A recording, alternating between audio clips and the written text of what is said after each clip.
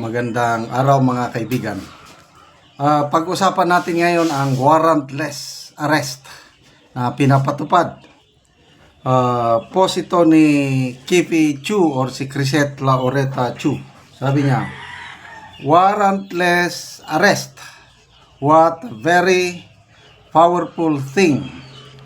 Make sure lang that you don't politicize this power at huwag lang kayong kumampi sa kaalyado ng Marcos Romualdez, ha? So, isinare ni Crisette ang post ng balita. Basahin ko ang balita. Pinapayagan ng Commission on Elections ang pagpapatupad ng Philippine National Police ng warrantless arrest para sa lahat umano ng mga individual na mahuhuli sa pamimili ng boto.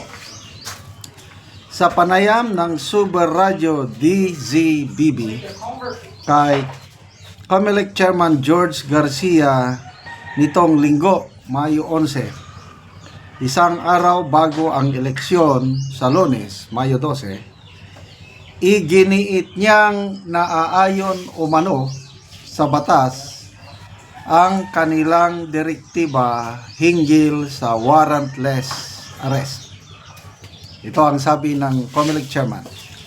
Allowed ang warrantless arrest sapagkat yan mismo ay pinapayagan ng 1987 Konstitusyon at yung mga desisyon ng Korte Suprema, lalo pa kung yung aarestuhin mo ay quote in flagrante delicto o yung quote in the act sa harapan mismo ang krimen. Dagdag pa niya, Garcia, ang ating instruction sa PNP bilang aming deputized agent na kinakailangan pigilan natin ang pamimili ng boto. Wow! Sana all, sana totoo. Ano? Mang-aresto tayo ng mga tao kahit walang warrant of arrest sapagkat yan ay tahasang krimen na ginagawa sa ating mga harapan. Kasama rin daw sa maaring huliin ng pulisya ang mga botanting mahuhuling nagbebenta ng kanilang boto. Giit pa niya, kapag nakasuhan kayo, hindi lang po yun kulong. Yan ay may kasamang perpetual disqualification to hold public office. Matatandang noong kinumpirma ng COMELEC kontra Bigay na magmula noong Mayo 8 ay mayroon na raw silang natatanggap na report. Grabe, hanggang report lang kayo. Ng tinatayang 400 kaso ng vote selling at abuse of state resources para sa nalalapit na eleksyon. Okay? So, yun po ang sana all, sana totoo. Kasi halos sa lahat na lugar sa Pilipinas, basta ganitong eleksyon na, gapangan ang tawag dyan. Gapangan, pera-pera na lang ang usapan.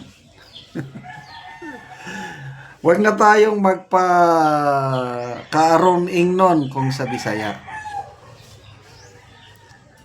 Grabe, talamak ang bayaran o bentahan ng boto basta nagkakaroon tayo ng eleksyon.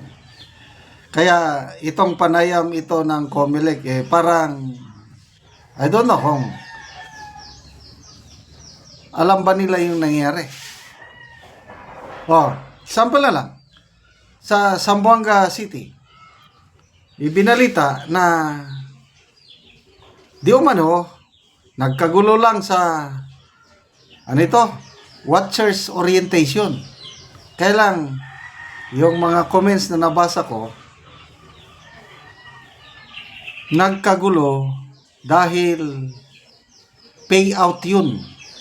Pagbibigay ng sobre na may laman na pera at sample balot sa loob at nagkagulo, nagka-stampede at kawawa, dalawang senior citizen at ang namatay at sobra 10 pa ang nasugatan na dinala sa ospital.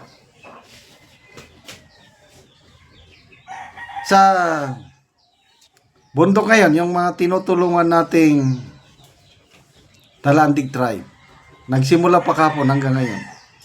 Naghihintay sila, lalo na yung mga designated leaders, naghihintay sa pera na ibibigay ng mga kandidato para naman yung makatanggap na leaders i-distribute niya sa mga nakalista sa kanya. Yung kaibigan ko sa Cotabato City, pinadala niya sa akin yung picture. Dali ipakita ko. Sobre. Naglalaman ng sample ballot at saka 1,000 pesos na pera. Kaya sabi ng aking kaibigan, di ko na lang papangalanan, mayroon na akong pang Jollibee. Yan o. Oh. Ayan o, may sample ballot yan o. Tapos 1,000. Ito po ang nangyayari ngayon. Gapangan. Tapos, napakaganda yung direktiba. Warrantless arrest. Nako, pag tutuhanin ito, mapupuno ang ating mga kulungan ng mga taong mahuhuli kung tutuhanin. So, wag na po tayong magmaang-maangan. Dismaya po ang mga ganitong pangyari. Kasi, kung minsan, dahil sa kahirapan, ang mga tao, tatanggapin na lang din ng pera, lalo na yung ayuda. Okay? Ang ayuda, tinawag ni BP Sara na legalized form of vote buying. Kaya lang, yun nga, kung ayuda is 10,000, 5,000, ang daming bawas. Kakaunti na lang ang matanggap ng mga tao, mas marami ang naiiwan doon sa pinanggalingan ng pundo. Yun po ang nangyayari sa ngayon. Kaya nakaka-dismaya. Okay, salamat mga kaibigan sa inyong pagsubaybay sa ating channel. Nakakatulong kayo ng malaki sa tribong Talandig ng Bukidnon dahil ang sweldo natin sa channel na ito is tinutulong natin sa tribo. Namimigay tayo ngayon ng libreng yero at pako para ma-repair ang mga sira-sirang bahay ng tribong Talandig. Panoorin nyo ang video na ito. Iya na gyud mag-atop na gyud siya. So iya na gyud ning tangtangon ang iyang atop og maka-atop na siya og bag-o. Atop na gyud ko kuan wa na gyud ulan sa akong ubuan.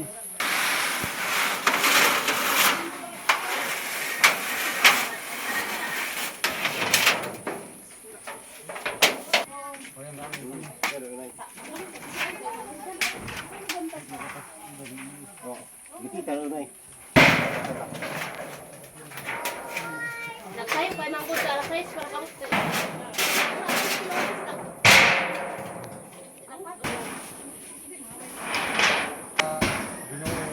Nagatagan ni Ursin nagatagan ni yung paman sa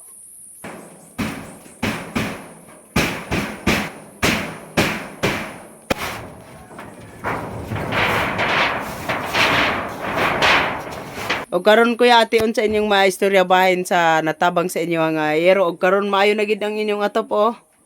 Bag-o na gyud. Unsa salamat sa Ginoo, salamat usab sa sponsor og sa nagvideo. nagvideo nagtabang ani Dili na gid may maulanan. makapadayon ang iyang tabang o salamat sa Ginoo nga di na gyud may maulanan kay bag-o na gyud ang among sin salamat sa ani nga nagatag tapos ang pagkinamay. O dagan Dugang pa, pa panalangin. dagan pa niya matabangan nga nagkinahanglan. Dagan mo sabang magkinahanglan matabangan niya. Dili sa amin. Salamat kaayo. Oo. Kasi Trish na may kabalay ang natabangan o daghan na gibli. Pasalamat mi si Ginoo ana. Dagan kay na nagtabang sa amo. Salamat mi si Ginoo bisag ko sa tabang ani. Salamat. Salamat. God bless. God bless. Tabang ani. Oo. Salamat kaayo.